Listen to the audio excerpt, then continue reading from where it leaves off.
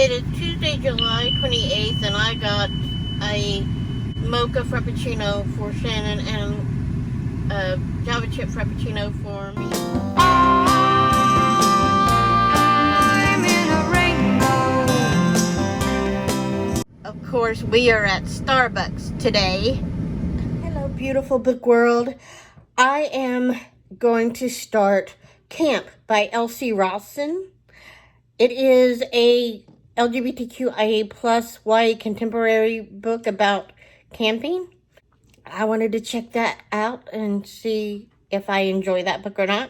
I don't know much about the book except for that bit of information. I haven't read the synopsis or anything, but I will let you know what I think about the book. Just Shannon is having some Simca time with our little girl. They look so cute together. Just enjoying the time. Hello, book world.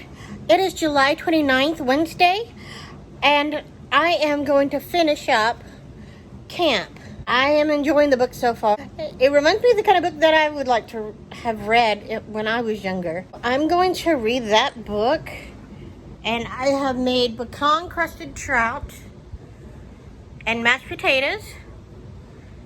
So I'm going to have that while I read. Hello, book world. I have finished Camp by Elsie Rawson. It is about Randy Kappelhoff. He is 16 years old and he loves going to Camp Outland every year. And he hangs out with his best friend. They enjoy performing in musicals every year at the end of camp. During this time at camp, though, in previous years, he's fallen in love with a masculine queer young man named Hudson Arison Lynn. In order to get Hudson to notice him, Randy decides to take on the biggest performance of his life. He pretends to be a masculine queer guy by the name of Dale. He changes his outward appearance. He doesn't wear nail polish anymore. He gets rid of all of his femme characteristics for Hudson. During this time, Randy, i.e. Dale, learns a lot about himself. There's a lot of self-discovery in here. This is a book that I wish that I had read when I was in middle school, about to attend high school, probably about grade 8. Because I feel this book would have really helped me as far as evolving as the person I am today. And it would have helped me with my reservations of coming out at a younger age. I didn't come out until I was 32. I feel that this would have been an encouraging read for a lot of young queer people. I would give this book a 4 out of 5 stars. If intimate scenes involving male-on-male relationships are an issue when they're very graphic, this might be a book that you want to take a minute, take a deep breath before getting into. There are a few intimate scenes with Hudson that if you are a young queer male trying to understand what intimacy is about and you have not experienced intimacy, then you probably would learn a lot in this book as far as intimacy is concerned. Just be aware of that going into this book. It is a YA contemporary book, and I really appreciated that there is a book out there for young queer adults. If you enjoy a YA contemporary, lighthearted, with serious undertones, you would definitely enjoy this book. Hello, book world. I am on chapter 16 of A Deadly Inside Scoop by Abby Collette. Abby Collette is an African-American author, and I was so pleased to see a cozy mystery writer who is African-American and have such beautiful writing style and is very descriptive in describing the characters and the ambiance. She is vastly becoming one of my favorite writers in the cozy mystery genre. I do also enjoy other cozy mystery writers. Another favorite author in the cozy mystery genre who is African American is A.L. Herbert. And they wrote Murder with Macaroni and Cheese, Murder with Fried Chicken and Waffles, and Murder with Collard Greens and Hot Sauce. I've also enjoyed cozy mystery series, and I cannot wait for more works by A.L. Herbert. I encourage you to find African American writers that really touch your heart and have amazing writing and amazing writing styles that you can enjoy, to support them, because there are so many amazing African American writers and authors of color that need to be lifted up. I am over the moon right now with the writing style and the character description. Hello, book world. I have finished reading A Deadly Inside Scoop by Abby Collette. She is an African American author, and this is her debut cozy mystery. It is about Bryn Cruz, who is now the owner of Cruz Ice Cream Shop, which she inherited from her grandmother. During this time at the shop, there was a murder of a man who has been a family nemesis. His name is Stephen Bayron.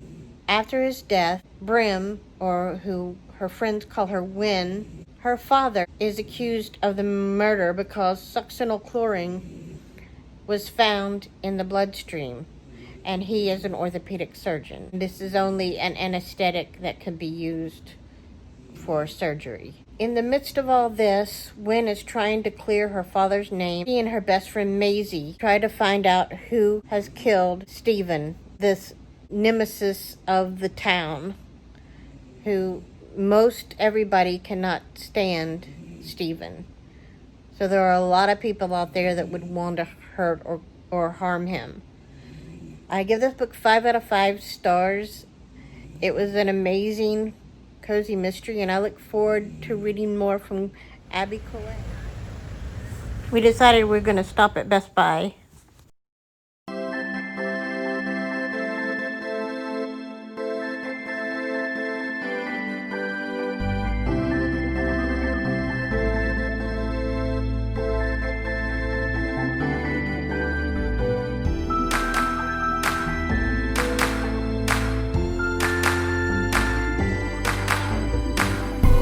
Stop to see you cry.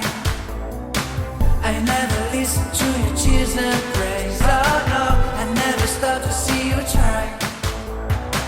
I never listen to the words you say. Oh no, I never look your eyes of sorrow.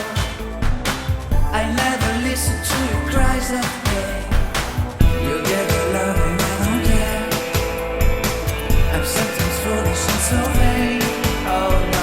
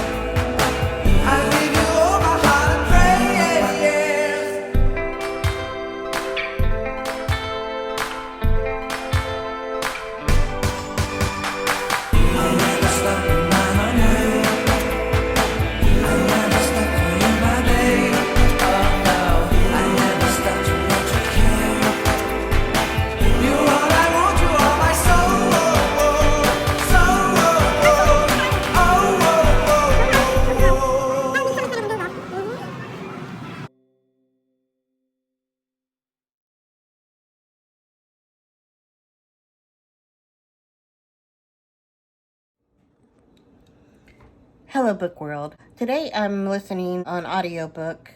Yes, no, maybe so. This is an amazing book so far. It does have political undertones, so if you are not interested in a book that has political undertones, especially with the current political climate in America, this may not be the book that you would want to read, but I am enjoying it. I'm on chapter 22 so far, and I will let you know what I think once I've finished. It is Wednesday, August 25th, and I just finished Yes, No, Maybe So by Becky Albertalli and Aisha Saeed. There are 2 points of views and 2 voices in this story. One point of view is from a young boy named Jamie who is Jewish. He is also celebrating his sister's bat mitzvah and has to prepare for the bar mitzvah in the midst for helping out with his cousin's campaign.